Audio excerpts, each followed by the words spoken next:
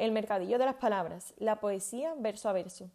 Taller elaborado por María Cabezas, Andrea Carval, Judith Cubiles, Belén González y Laura Guijarro. En este Educlip vamos a tratar qué es un poema, quién es un poeta o una poetisa y por último las partes que tiene un poema, como son la rima, el verso, la estrofa y la métrica. ¿Qué es un poema? Pues los poemas son obras que normalmente están escritas en verso, aunque también nos podemos encontrar con poemas en prosa. Tratan de expresar las emociones o impresiones del mundo para el autor y en donde es común el uso de las rimas y otras herramientas del lenguaje. Los poemas siempre son subjetivos. Esto quiere decir que refleja el punto de vista del autor y comunica sus pensamientos más profundos, sus emociones, sus reflexiones sobre la vida. ¿Quién es un poeta o una poetisa? Pues ambas son personas que escriben poesía. El término poeta hace referencia a si la persona es un hombre y el término poetisa hace referencia a si la persona es una mujer. ¿Qué partes tiene un poema? En las partes de un poema podemos distinguir fácilmente tres: la estrofa, el verso y la rima. A continuación hablaré de la rima. Es la identidad de sonidos vocálicos y consonánticos o solo vocálicos a partir de la última vocal acentuada en dos o más versos. Consiste en la repetición de una secuencia de fonemas que parten de una sílaba tónica en el final de uno o más versos. Para señalar la rima de un poema es importante fijarse en la última vocal acentuada, ya que no en todos los poemas riman todos los versos. Proporciona un efecto embellecedor de énfasis y sensibilidad. Existe la rima libre, que es un verso que carece de rima y que no posee un metro fijo. Se conoce con el nombre de verso suelto. Por ejemplo, mano y corazón. Rima asonante. Tiene lugar en la última sílaba, rimando únicamente las vocales al final de las sílabas de las palabras, pues las consonantes son diferentes entre sí y no coinciden. Por ejemplo, busca y dura.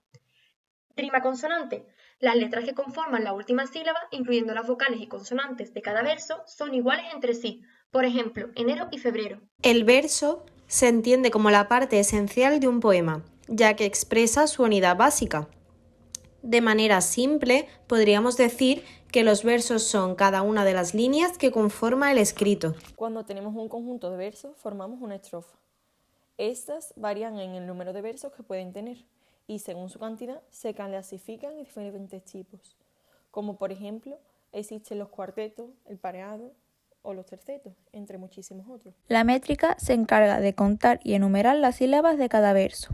Esto nos posibilita organizar el poema y emplear las licencias poéticas, que son estrategias gramaticales para restar o sumar sílabas a las palabras según la necesidad. La métrica nos proporcionará el ritmo del poema, y por su número de sílabas los versos pueden ser de arte menor si tienen 8 sílabas o menos y de arte mayor si tienen 9 sílabas o más. Según el número de sílabas que tengan los versos, se llaman bisílabos de 2 sílabas, trisílabos de 3 sílabas, tetrasílabos de 4 sílabas, etc. En el mercadillo de las palabras realizamos la actividad de verso a verso. En el antes, que es cómo lo preparamos, primero pensamos ideas lúdicas para el aprendizaje del concepto del poema, el verso, la estrofa y la rima. Estas ideas tuvieron que ir de menos dificultad a una mayor dificultad. Y el orden de las actividades fue el siguiente: qué es un poema y qué lo forma, la ruleta de la poesía, completa un poema y qué palabra rima con. Es un poema y qué lo forma. En esta actividad enseñamos un poema que habíamos elegido para después preguntar las nociones básicas de los poemas. Por ejemplo, las partes en las que está dividido el poema, el nombre de esas partes y sus componentes. Después teníamos la actividad ruleta de la poesía. Esta actividad se realizaba tras haber explicado previamente algunos conocimientos sobre el tema. Consistía en que los niños hicieran girar la ruleta y que respondieran a la pregunta que le tocase. La siguiente era la de completar el poema. Esta consistía en un poema al cual le faltaban palabras que rimaban. Para llevarla a cabo decidimos realizar una lectura en voz alta y a la misma vez los niños tienen que buscar las palabras que faltaran, con la condición de que rimaran entre ellas. La última actividad es la de qué palabras rima con. En esta actividad tenemos unas palabras en diferentes colores. Las palabras en blanco son las que tienen que rimar y las palabras en verde son las que tienen que ser rimadas. El durante, ¿cómo se desarrolló la actividad? ¿Qué no salió según lo planeado? Teníamos planeado realizar la actividad de la ruleta de la poesía con todos los grupos, pero solo nos dio tiempo a hacerla con 2. Esto fue debido a las diferentes capacidades de concentración de los diferentes alumnos.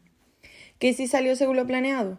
Los niños acogieron con muchísimo entusiasmo nuestras actividades y salieron con los conceptos más básicos aprendidos y al finalizar el taller incluso fueron capaces de crear sus propias rimas. ¿Qué se aprende? ¿Qué aprenden los niños según el ciclo? aprenden a distinguir y saber qué es un poema, así como sus partes, la estrofa, el verso y la rima, y a realizar un poema propio. ¿Qué aprendemos nosotros de esta experiencia?